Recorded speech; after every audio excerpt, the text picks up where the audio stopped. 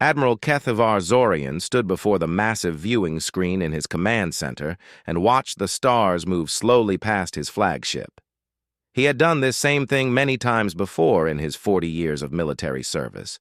Each time meant another world to conquer and another species to bring under Zephyrian control. This time felt different, though. This time felt too easy. The data pad in his four-fingered hand contained all the information his scouts had gathered about the newest species they had discovered. Humans, they called themselves. They lived on a blue and green world they named Earth, in a small solar system on the outer edge of known space. The intelligence reports made Zorian shake his head in disbelief. These creatures had only learned to travel faster than light in the past 50 of their years.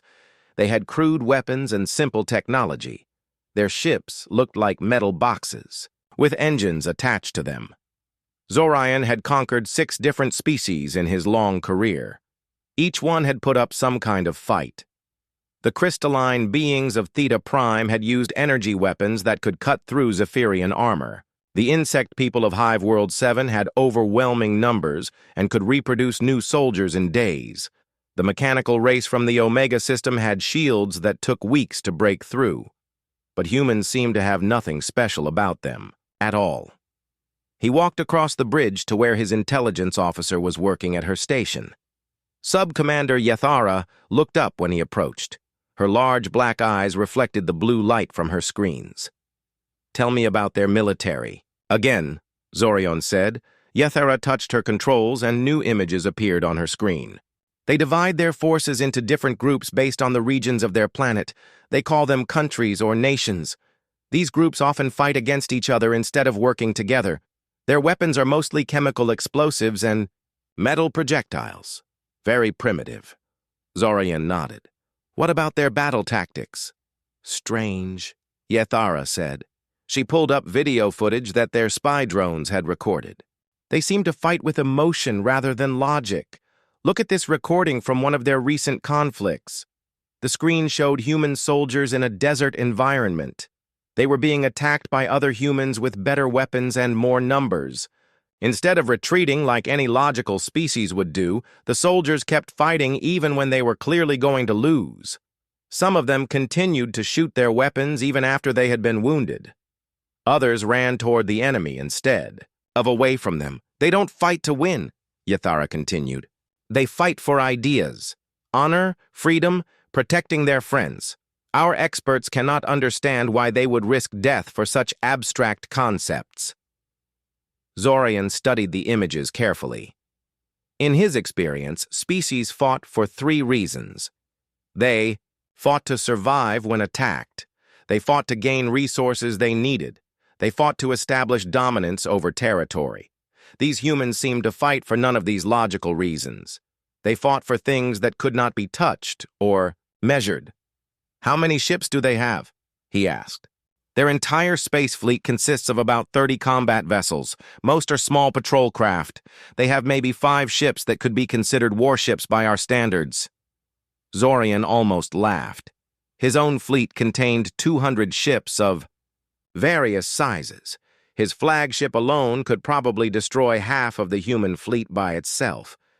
The Zephyrian Empire had been building warships and refining military technology for over 1,000 years.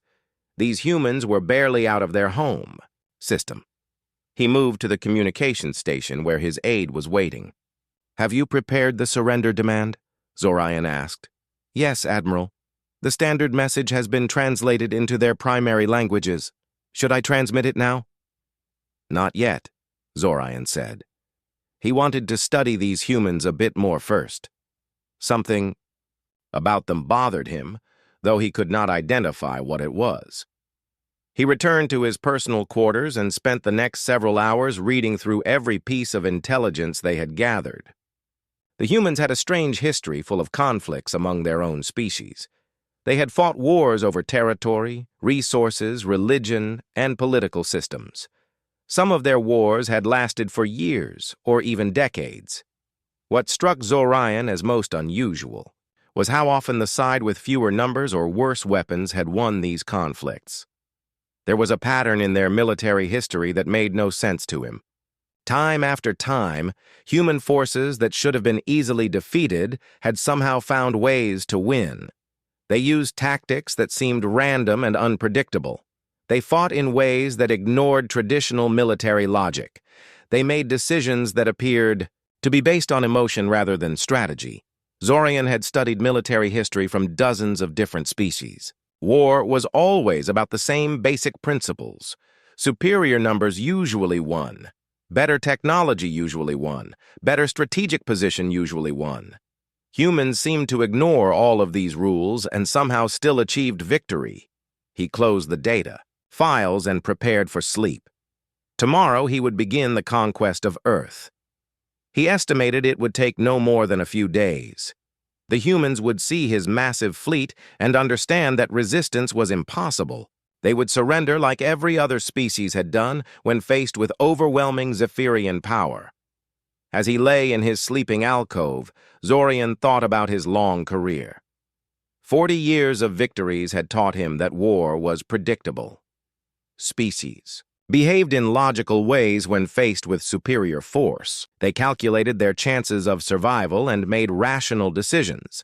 They valued their lives more than abstract concepts. But something about the human footage kept playing in his mind. The image of soldiers who kept fighting even when they were wounded. The sight of warriors charging towards certain death instead of retreating. The look in their eyes that suggested they were fighting for something more important than their own survival. Zorian pushed these thoughts away. He was overthinking a simple situation. Humans were just another primitive species that would fall quickly to Zephyrian military might. In a few days, Earth would be another conquered world in the Empire. The humans would become another footnote in his long list of victories. The next morning, Zorian stood on his bridge and gave the order to jump to the human home system. His fleet emerged from faster-than-light travel at the edge of Earth's solar system. 200 Zephyrian warships appeared in perfect formation, ready to demonstrate the futility of resistance. "Open communications," Zorian commanded. "Send the surrender demand." The message was transmitted on all human frequencies. It was simple and direct, as always. The Zephyrian Empire had arrived. Resistance was useless. Surrender immediately and be treated according to imperial law. Refuse and face total destruction. The response came back faster than Zorian had expected. A single transmission from someone who identified himself as Captain Jake Miller of the Earth Defense Force. The message contained only 4 words that would haunt Zorian for the rest of his life. "Come and take it." Zorian stared at the communications screen for a long moment after receiving the human response. In his 40 years of conquest, no species had ever replied to a surrender demand with such simple defiance. Most sent back desperate pleas for negotiation, or angry threats about what they would do to his forces. Some tried to buy time with offers of tribute or partial surrender. None had ever sent back what amounted to a challenge. "Admiral," his communications officer said, "should I send a follow-up message explaining the consequences of refusal?" "No," Zorian replied. "Begin standard intimidation protocol. Target their outer colonies first." This was how every conquest began. The Zephyrian Empire had refined this process over centuries. They would destroy a few minor settlements to demonstrate their power. The target species would see the destruction and realize they could not win. Surrender would follow quickly after that. Zorian selected 3 small mining colonies on the edge of the human system.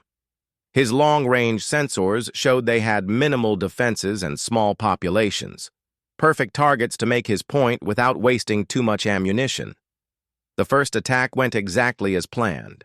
The mining station called Frontier Base was completely destroyed in minutes. Zorian's ships fired precise shots that eliminated the station's power core and life support systems.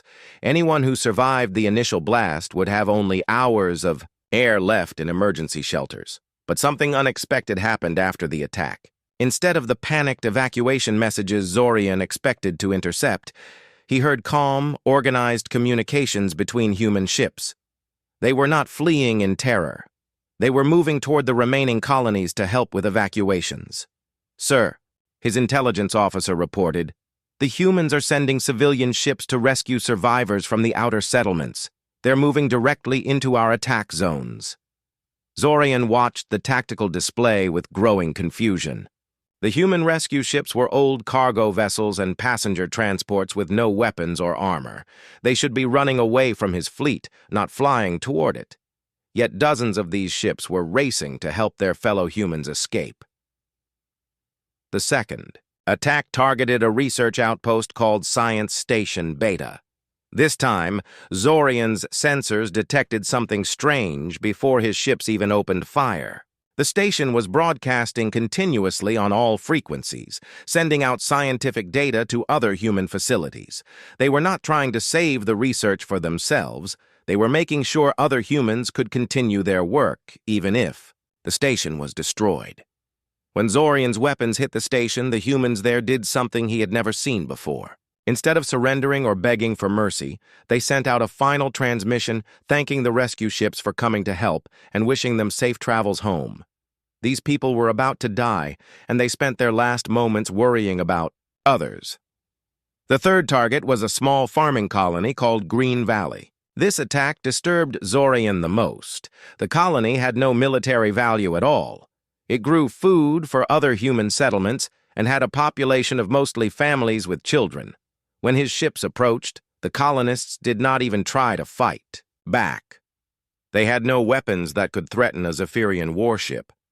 But they did not run either. Zorian watched through his ship's cameras as the colonists worked together to evacuate their children first. Parents stayed behind to make sure every child got safely onto the transport ships. Some of the adults never made it to the evacuation, ships themselves because they were too busy helping others escape. After the 3 attacks, Zorian waited for the surrender message that always came next.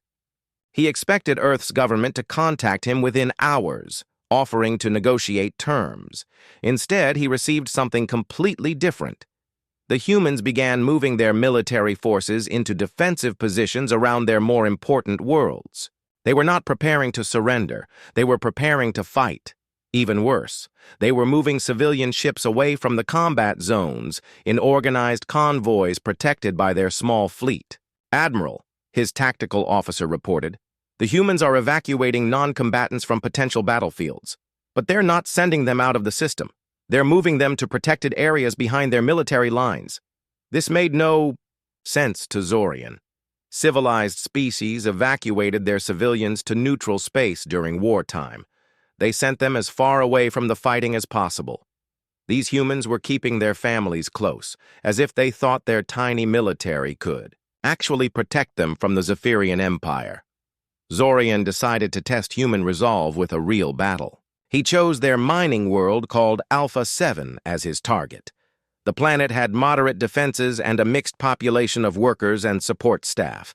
It would be a good place to demonstrate that human resistance was hopeless. He sent a squadron of 20 ships to attack the world. It should have been massive overkill for such a small target. But when his forces arrived at Alpha 7, they found something unexpected waiting for them. The humans had turned their entire mining operation into a fortress. Every piece of industrial equipment had been converted into a weapon or defensive barrier. The mining lasers that normally cut through rock were now pointed at the sky. The cargo haulers that moved ore had been fitted with makeshift missile launchers. Even the civilian workers were carrying weapons and wearing improvised armor. Commander Lisa Brown was leading the defense of Alpha 7. Zorian watched through his ship's sensors as she coordinated the human forces with remarkable skill. She had no formal military training that his intelligence could identify, yet she positioned her defenders like a veteran strategist. The battle began with Zorian's ships firing on the mining facilities from orbit. The humans fired back with everything they had, even though their weapons could barely scratch Zephyrian armor. What shocked Zorian was that they kept fighting even when it was obvious they could not win. Chief Engineer Dan Parker had done something particularly clever with the mining equipment. He had rigged the main excavation charges to explode if the facility was about to be captured.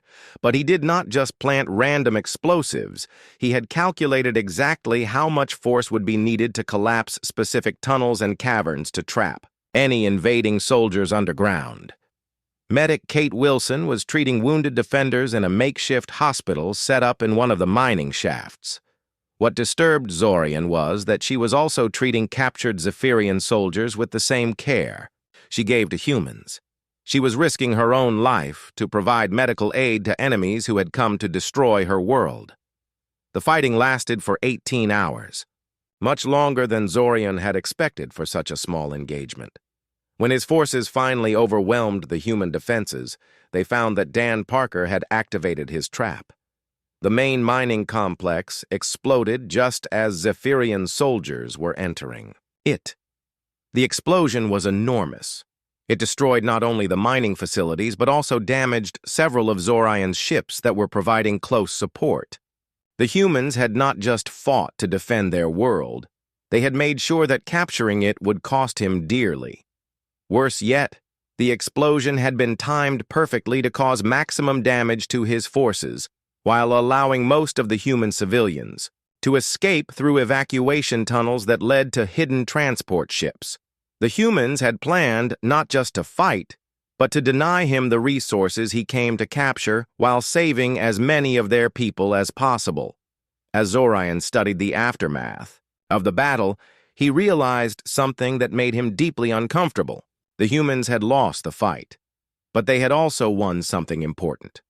They had shown that conquering them would not be easy or cheap. They had demonstrated that every human world would cost him ships and soldiers to capture. For the first time in his career, Admiral Zorian began to doubt that this conquest would be as simple as he had planned. These humans fought differently than any species he had encountered. They did not fight just to survive. They fought to protect each other, even when protection seemed impossible. He looked at the tactical reports from Alpha 7 and realized that he was no longer fighting a primitive species with crude weapons. He was fighting an enemy that turned every disadvantage into a weapon and every defeat into a lesson for future battles. The humans had just taught him something important about war. Sometimes the side that loses the battle can still change the rules of the entire conflict. After the costly victory at Alpha 7, Zorian decided to change his strategy. The humans had proven they would fight harder than expected, so he would use overwhelming force to end their resistance quickly. He chose the industrial world of New Detroit as his next target. This planet produced ships and weapons for the human fleet, making it a critical strategic objective. Zorian assembled his entire fleet for the attack. 200 Zephyrian warships against whatever forces the humans could gather to defend one world. The outcome should be decided within hours, not days. He would show these stubborn creatures what happened when they defied the Zephyrian Empire. New Detroit was defended by Admiral Susan Clark, a human military commander with decades of experience. She had only 40 ships under her command, most of them older vessels that had been scheduled for retirement. Against Zorian's massive fleet, her forces seemed pitifully small, but Admiral Clark had spent the weeks since Alpha 7 preparing for this moment. She had studied every piece of intelligence about Zephyrian tactics that the humans had gathered. She had also done something that confused Zorian when his scouts reported it. She had asked for civilian volunteers to help defend the planet. Thousands of human civilians had answered her call. Factory workers, cargo ship pilots, miners, engineers, and people from dozens of other professions had joined her defense force. They came in cargo haulers, passenger transports, and even personal spacecraft that were never meant for combat. Most of these volunteers had no military training at all. Admiral, Zorian's intelligence officer reported as his fleet approached New Detroit. The humans have assembled over 300 vessels around the planet, but most of them appear to be civilian ships with minimal weapons. Zorian studied the tactical display with growing irritation. Are they trying to use civilians as human shields? That violates the basic laws of civilized warfare. No, sir, the officer replied after checking her sensors more carefully. The civilian ships are taking active combat positions. They appear to be preparing to fight alongside the military vessels. This was madness. Civilians did not fight in space battles. They evacuated to safe areas and left the fighting to trained soldiers. Using untrained people in combat was not just ineffective, it was cruel. They would die quickly and accomplish nothing. The battle began with Zorian's ships firing long-range missiles at the human defensive fleet. He expected the civilian vessels to break formation and flee when they saw the overwhelming firepower directed at them. Instead, something incredible happened. Captain Ryan Adams was leading a squadron of human fighter craft in what should have been a suicide mission. His small ships could not seriously damage Zephyrian capital ships, but they flew directly into the missile barrage anyway. The fighters used their speed and small size to intercept missiles that were targeted at larger human vessels. Zorian watched in disbelief as Adams led his fighters in ramming attacks against Zephyrian bombers. The human pilots were deliberately crashing their ships into enemy vessels to protect their fleet. They were trading their lives for tactical advantages that might help other humans survive a few minutes longer. The civilian volunteers were doing things that defied military logic. Joe Martinez, a factory worker who had never flown anything larger than a cargo shuttle, was commanding a converted freighter in the middle of the battle line. His ship had no armor and crude weapons, but he was fighting alongside Admiral Clark's heavy cruisers as if he belonged there. When Martinez's ship was damaged by Zephyrian fire, he did not retreat for repairs. Instead, he steered his crippled vessel on a collision course with a Zephyrian destroyer. The explosion destroyed both ships, but it also opened a gap in Zorian's formation that Clark's forces immediately exploited. The most disturbing thing about the battle was how the humans coordinated their actions. They were not following standard military doctrine. Instead, they seemed to be making up tactics as they fought. When one approach failed, they immediately tried something different. They adapted to changing conditions faster than any species Zorian had encountered. A group of human cargo ships suddenly broke away from the main battle and headed for Zorian's supply vessels in the rear. The attack made no strategic sense. Those cargo ships were too lightly armed to threaten military targets. But when they reached the supply convoy, they did not attack the ships themselves. Instead, they targeted the fuel and ammunition being transported between vessels. The explosion chain reaction destroyed half of Zorian's supply fleet and damaged several warships that were too close to the blast zone. The human cargo ships were also destroyed in the explosions, but their sacrifice had severely damaged his fleet's ability to continue fighting. As the battle continued, Zorian began to notice patterns in human behavior that his military training had never prepared him to understand. When human ships were crippled and about to be destroyed, their crews often sent final messages to other vessels. But these were not pleas for rescue or words of despair. They were tactical information about Zephyrian weaknesses they had discovered, and encouragement for their fellow fighters to keep battling. One human pilot named Sarah Hayes was flying a damaged fighter with failing life support. She should have ejected and hoped for rescue. Instead, she used her ship's remaining power to jam Zephyrian communications in her sector for the final minutes of her life. Her sacrifice allowed other human ships to coordinate surprise attacks without being detected. The strangest moment came when a human medical ship approached one of Zorian's damaged cruisers. The ship was broadcasting medical aid offers to wounded Zephyrian soldiers. In the middle of a desperate battle, these humans were trying to provide humanitarian assistance to their enemies. Dr. Alan West was leading the medical mission. His ship had no weapons and minimal shields, making it an easy target for any Zephyrian vessel. But he continued broadcasting offers of medical aid, even as weapons fire exploded around his ship. When Zorian's officers asked for permission to destroy the medical vessel, he found himself hesitating. The battle lasted for 6 hours, much longer than any engagement in Zorian's experience. When it finally ended, his fleet had won a technical victory. The human defenders had been destroyed or forced to retreat. New Detroit was under Zephyrian control. But Zorian did not feel victorious. He had lost over 30 ships and thousands of soldiers to defeat a force that should have been swept aside in minutes. The humans had made him pay dearly for every tactical advantage. They had turned their defeat into a lesson about the true cost of conquering their species. Even more troubling was what happened after the battle.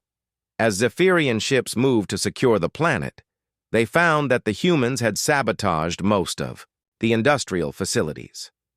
The factories and shipyards that made New Detroit valuable had been destroyed by their own defenders rather than let them fall into enemy hands.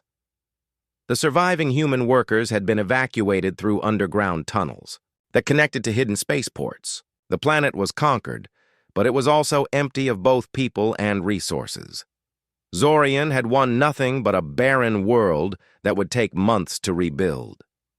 That night, as he reviewed the battle reports in his quarters, Zorian found himself thinking about the human civilians who had died fighting alongside trained soldiers. In 40 years of conquest, he had never seen non-combatants voluntarily enter battle to defend their worlds. These people had jobs, families, and lives that had nothing to do with warfare, yet they had chosen to risk everything for abstract concepts like freedom and independence. His psychology experts were baffled by human behavior. They could not explain why individuals would sacrifice themselves for the benefit of strangers. They could not understand why humans fought harder when they were losing rather than seeking terms for surrender.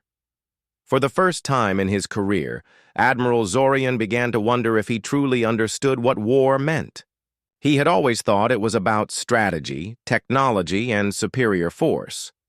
But these humans seemed to be fighting according to completely different rules. They were teaching him that sometimes the most important battles were not about winning or losing. They were about what you were willing to die for. As he prepared for sleep, Zorian realized that conquering Earth was going to be far more difficult and costly than he had ever imagined. The war had been raging for 6 months when everything changed. Zorian no longer felt like the hunter he had been at the beginning of the campaign. The humans had learned to fight back in ways that kept him awake at night. His supply lines were under constant attack. His rear bases were being sabotaged by infiltrators. His own officers were beginning to show signs of stress from fighting an enemy they could not predict or understand. The change began when Lieutenant Ben Carter led a special operations team deep into Zephyrian territory. Carter had been a maintenance worker on a space station before the war started. He had no formal military training, but he understood how starships and space facilities worked better than most engineers. Carter's team used stolen Zephyrian uniforms and forged identification codes to infiltrate the main shipyard at Kepler Station. This facility was building replacement vessels for Zorian's fleet and was supposed to be completely secure.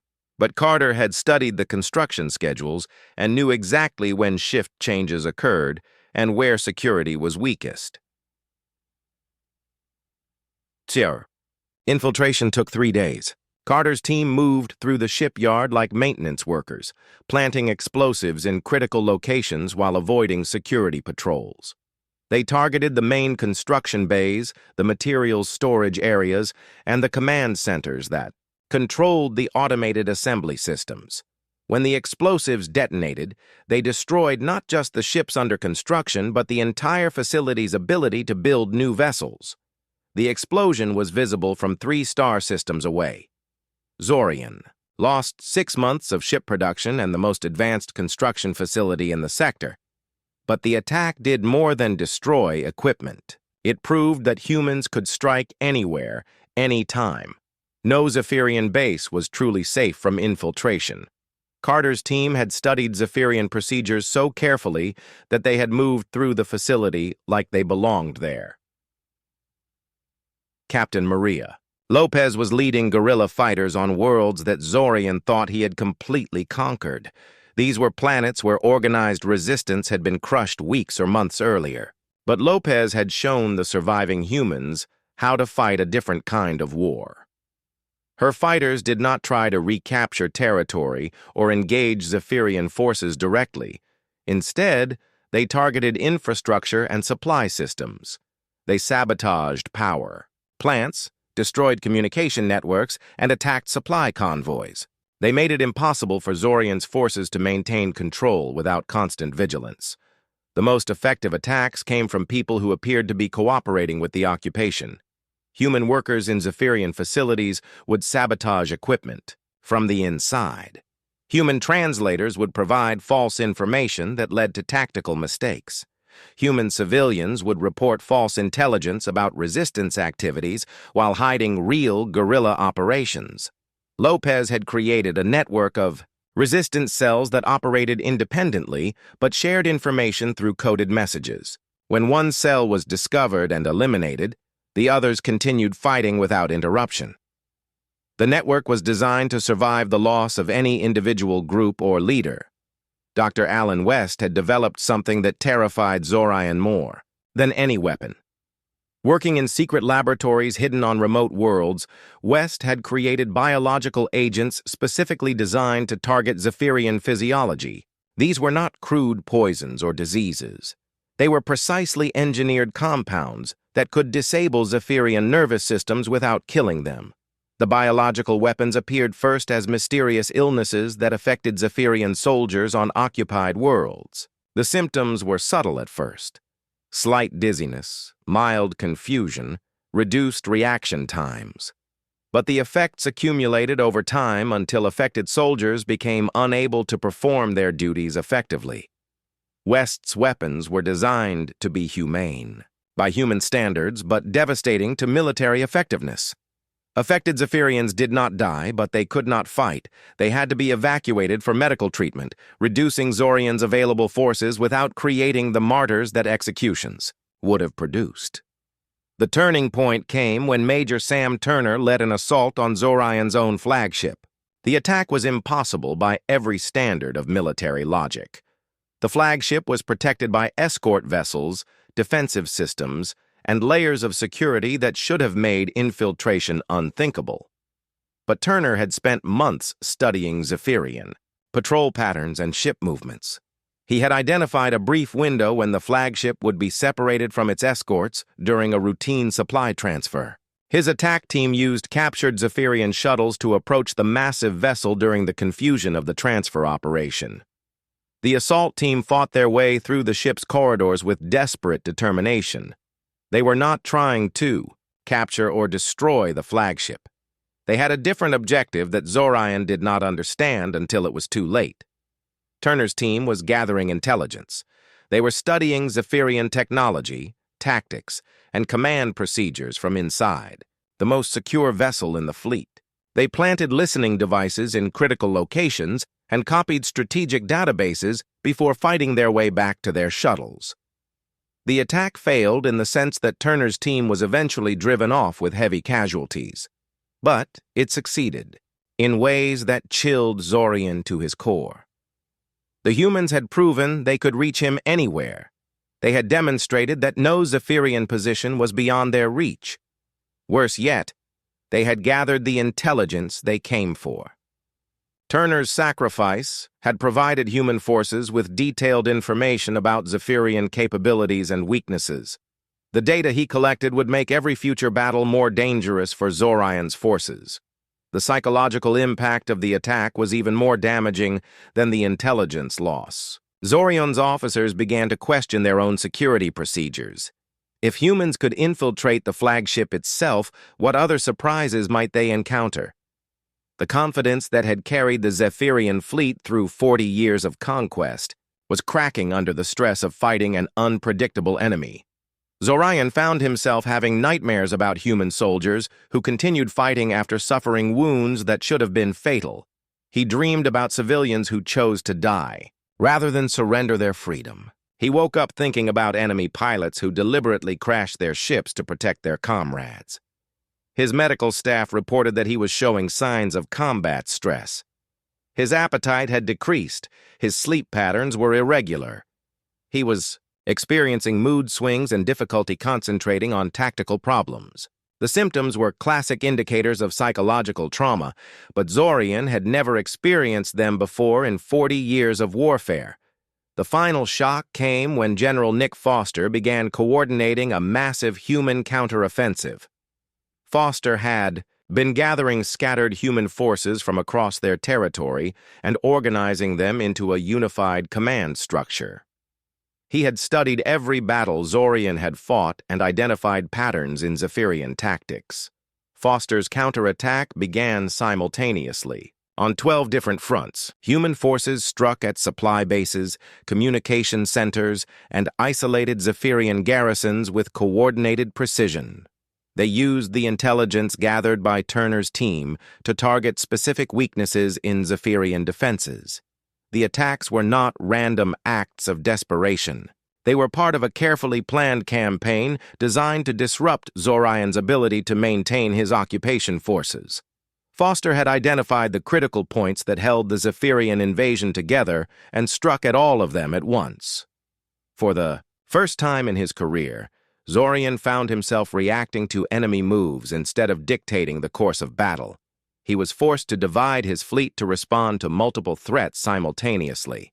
His forces were spread thin across dozens of systems, trying to maintain control while under constant attack.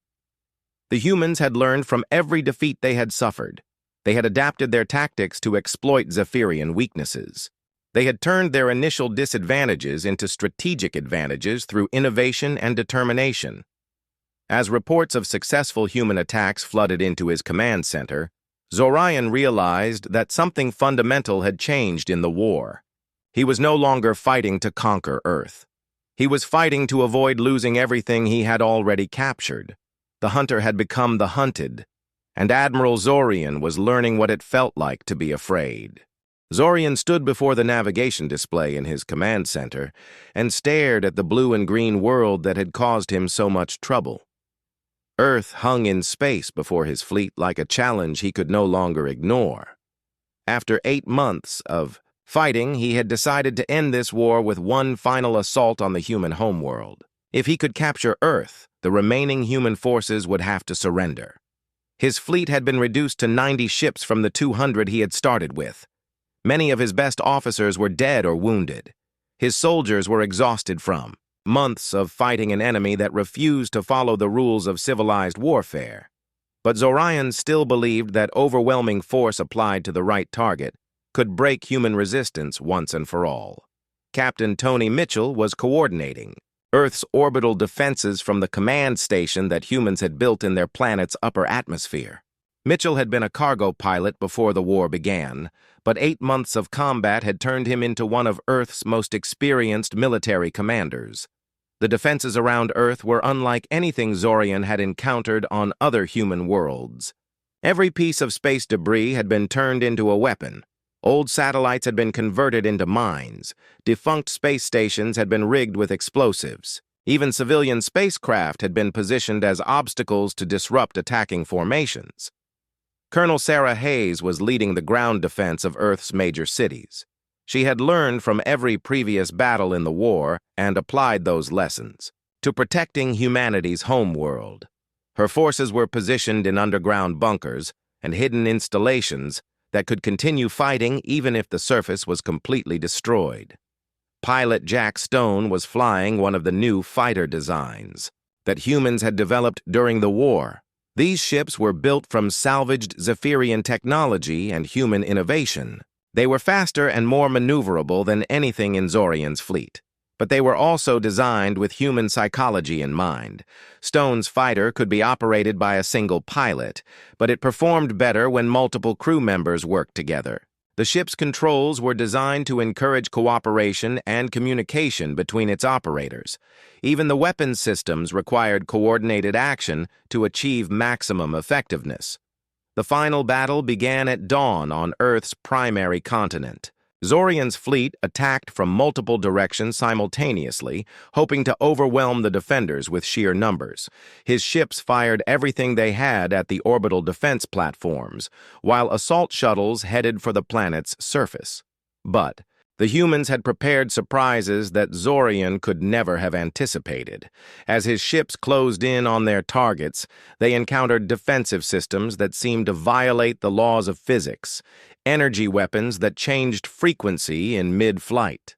To penetrate Zephyrian shields, missiles that split into multiple warheads just before impact. Defensive screens that appeared to be solid matter, but allowed human weapons to pass through while blocking enemy fire.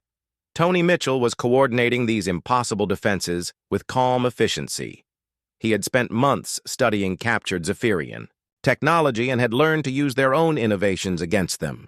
The humans had not just copied enemy weapons.